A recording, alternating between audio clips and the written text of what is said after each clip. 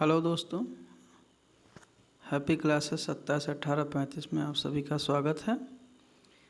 अब चैनल का नाम भी चेंज हो चुका है।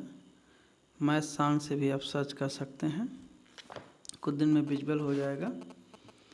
चलिए आज हम चर्चा करते हैं कक्षा 9 के पाठ्यक्रम पे, जो सत्र 21-22 में भी सिलेबस को संशोधित किया गया है और उसके विषय में चर्चा कर लेते हैं। ये लिखा गया है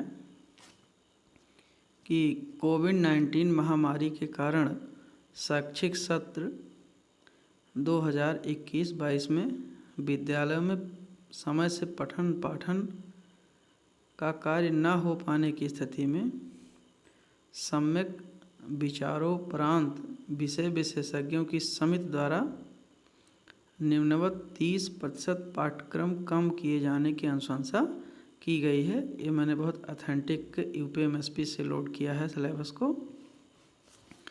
तो यहाँ पे जिन जिन यूनिटों में कमी की गई है उसके डिटेल्स लिखे गए हैं।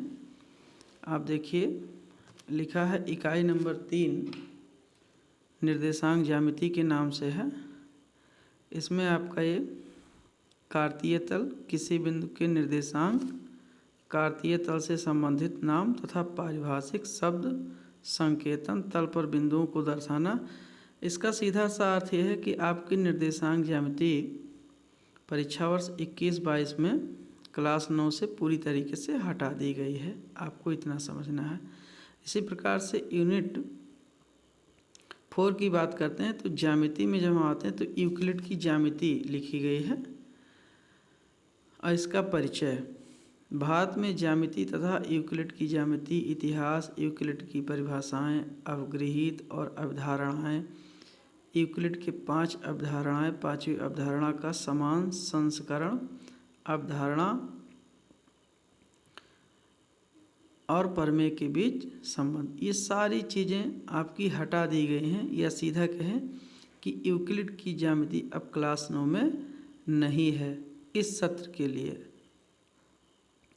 फिर नेक्स्ट आता है चतुर्भुज। तो क्लास 9 में हम पढ़ते थे समांतर चतुर्भुज के बारे में। देखिए, चतुर्भुज वाली यूनिट लिखी है। किसी समांतर चतुर्भुज का एक विकर्ण उसे 2 सर्वांगसम त्रिभुजों में विभाजित करता है। तो ये अब आपको नहीं पढ़ना है। खा पाठ देखिए, एक समांतर चतुर्भुज में सम्मुख भुजाएं बराबर होती हैं और विपरीत भी सत्य है।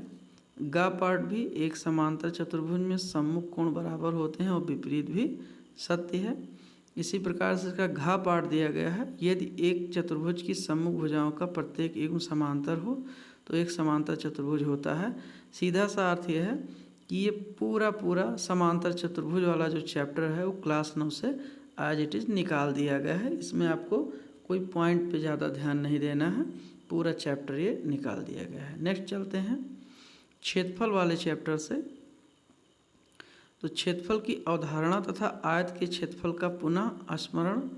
एक ही आधार और एक ही समांतर रेखाओं के बीच स्थित समांतर चतुर्भुज क्षेत्रफल में बराबर होते हैं। और दूसरी प्रमेय होती है कि एक ही आधार और एक ही समांतर रेखाओं के बीच स्थित त्रिभुज का क्षेत्रफल बराबर होता है। तो ये जो समांतर चतुर्भुज से संबंधित क्षेत्रफल था उसको भी हटा दिया गया। ध्यान रखिए, क्षेत्रफल आगे है, वो न्यूमेरिकल पार्ट में है, वो नहीं हटाया गया है। ध्यान रखना, यहाँ जो समांतर चतुर्भुज से संबंधित हम क्षेत्रफल वाला पार्ट पढ़ते थे वो पूरा चैप्टर निकाल दिया गया है। इसी प्रकार से कुछ रचनाएं थीं, 60 अंश का कोण बनाना, 90 अंश का, 45 अंश का, रेखा का लंब समद्विभाजक करना, ये सारी चीज़ें आपके कोर्स से इस सत्र के लिए हटा दी गई हैं। आगे देखते हैं भाई। इसी से जुड़ी हुई दूसरी बात है कि दिए हुए आधार एक आधार कोण। हाँ, ये वही रचना वाला पार्ट है कि जो रचनाएं हम त्रिभुज की रचना करते थे क्लास 9 में, ये भी हटाया गया है।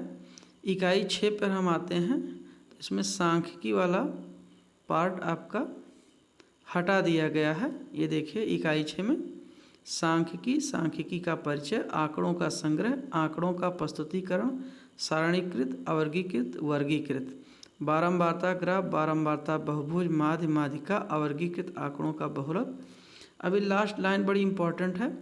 उपयुक्त के अनुक्रम में 70% का पाठ्यक्रम निम्नवत है, यानी जो बात हटाई गई है सिलेबस से उसे यहाँ पे सबसे पहले लिखा गया है, और हटाने के बाद नया सिलेबस क्या बनता है उसका वर्णन देखिए।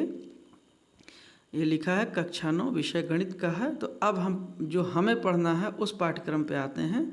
तो देखिए इसमें पहले ये बताया गया है कि क्या क्या आपके कोर्स में है और कितने नंबर का है। तो 70 अंक का लिखित है और 30 अंक का प्रोजेक्ट है, और प्रत्येक यूनिट की वो दी गई है, मार्किंग दी गई। इससे संख्या पद्धति इसमें 12 अंक शो कर रहा है, बीजगणित 25 अंक, ज्यामिति से आपका 15 अंक, मेंसुरेशन से 14 अंक, प्रायिकता से 4 अंक। तो टोटल आपका बनता है 70 अंक। यानी ये कहें कि बीजगणित आपको 70 में से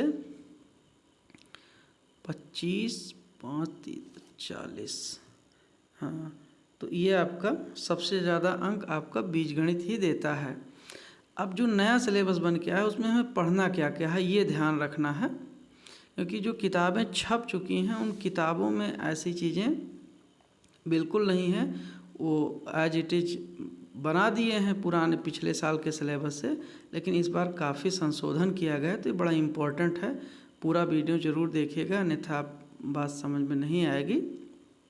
तो ये 21-22 की अगर हम बात करें तो इसमें नया सिलेबस बोर्ड द्वारा लाया गया है, और किताबें हमारी जो पिछले साल कोविड लगा था उसके बेस पर बनी हैं। तो किताबों में पुराना सिलेबस ही है, उसे हमें छोड़ के पढ़ना है नए सिलेबस के संदर्भ में। तो देखते हैं कि इसमें पढ़ना क्या है भैया। संख्या पद्धति में पढ़ना है हमें वास्तविक संख्याएं, प्राकृतिक संख्याएं, पूर्णांक, परिमेय संख्याओं का संख्या रेखा पर निरूपण, उसकी समीक्षा, ये सारी चीज़ें, अशांत आवर्ती, शांत आवर्ती, अपरिमेय वगैरह। फिर अगली यूनिट की बात करते हैं। ये अगली यूनिट है हमारी बीजगणित से। ये देखिए 25 अंक लिखा है, इसका मतलब बीजगणित से 25 अंक आएगा, जिसमें हमें पढ़ना है बहुपद, स्पेशली शेषफल प्रमेय का कथन है, और गुणनखंड प्रमेय है, और ax² + bx + c टाइप के जो बहुपद होते हैं उनका हमें गुणनखंड करना है। और कुछ बीजगणितीय व्यंजक भी हैं जिसमें सर्वसमीकाओं का अध्ययन भी मुझे करना है, उनका सत्यापन। जैसे सर्वसमीकाएँ हैं a + b का होल वर्ग, a³ - b³, इस तरीके की सर्वसमीकाएँ भी चलो लिखी भी हैं यहाँ पे। जैसे देखिए x + y + z का होल वर्ग, x³ + y³ + z³ - 3xyz, इस तरीके से। फिर अगला आपका आता है इसी यूनिट में दो चर राशियों में रैखिक समीकरण, इसे हमें हल करना है। तो इनकी हल करने की दो विधियां हैं, एक है ग्राफिकल और एक है बीजगणितीय विधि। इन दोनों विधियों को हमें पढ़ना होगा, और संगत और असंगत निकाय है, ये सारी चीज़ें हैं। अब ज्यामिति में जो पढ़ना है ये 15 अंक लिख रखा है, रेखा और कोण। तो रेखा के बारे में पढ़ना है और उससे संबंधित कोण है ये पार्ट।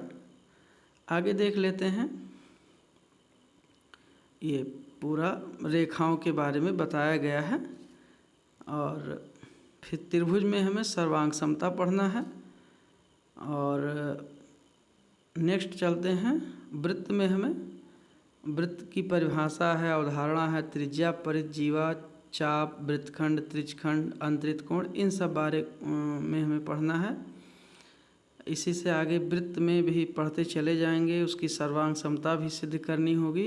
कुछ स्टेटमेंट हैं वृत्त के, और सीधे सीधे हम चक्रीय चतुर्भुज भी हमें पढ़ना है। मेंसुरेशन में जो हमें पढ़ना है वो क्षेत्रफल पढ़ना है, स्पेशली हीरोन का सूत्र है। और फिर लास्ट आपका जो अंतिम यूनिट है वो प्रायिकता है। प्रायिकता का हमें इतिहास और वो प्रायोगिक प्रायिकता के बारे में ही पढ़ना है। और बाकी इधर आपका आंतरिक मूल्यांकन और प्रोजेक्ट के विषय में आपको ये जानकारी दी गई है। तो उम्मीद करते हैं आपको इस समझ में ज़रूर आया होगा। एक बार मैं फिर से जोर देके इसे समझाता हूँ। ये पहले पेज पे हम चलते हैं। यहाँ पे बहुत स्पष्ट लिखा है बोर्ड ने, ये देखिए।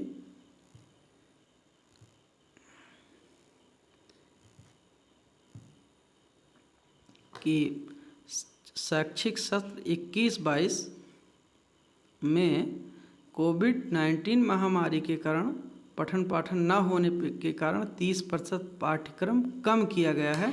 तो जो कम किया गया है उसमें सीधे सीधे आपको फिर बताते हैं कि निर्देशांक ज्यामिति पूरा हटा दिया गया है, यूक्लिड की ज्यामिति पूरी हटा दी गई है, यानी पूरा चैप्टर निकाल दिया गया है। चतुर्भुज का जो चैप्टर है वो पूरा निकाल दिया गया है और उससे जो जुड़ा हुआ चतुर्भुज से संबंधित क्षेत्रफल होते हैं, खास करके प्रमेय उसमें जो दिया गया है, ये क्षेत्रफल से संबंधित जो प्रमेय होते हैं चतुर्भुज के, वो पार्ट भी आपका निकाल दिया गया है। रचनाएं भी निकाल दी गई हैं, इसमें कोण है और त्रिभुज की रचना करना। इसके अलावा सांख्यिकी में भी आपका पूरा निकाल दिया गया है। और इसके बाद अब यहाँ शुरू होता है कि उपयुक्त के अनुक्रम में 70% का पाठ्यक्रम निम्नोक्त है। तो आप लोगों ने जो बुक खरीद रखा है उसमें से एक एक यूनिट देख लीजिएगा और इसको इसके साथ मिला करके काट दीजिए जो आपको नहीं पढ़ना है। Thank you. अगर पसंद आए तो लाइक कर दीजिए और सब्सक्राइब भी कर लीजिएगा। Thank you.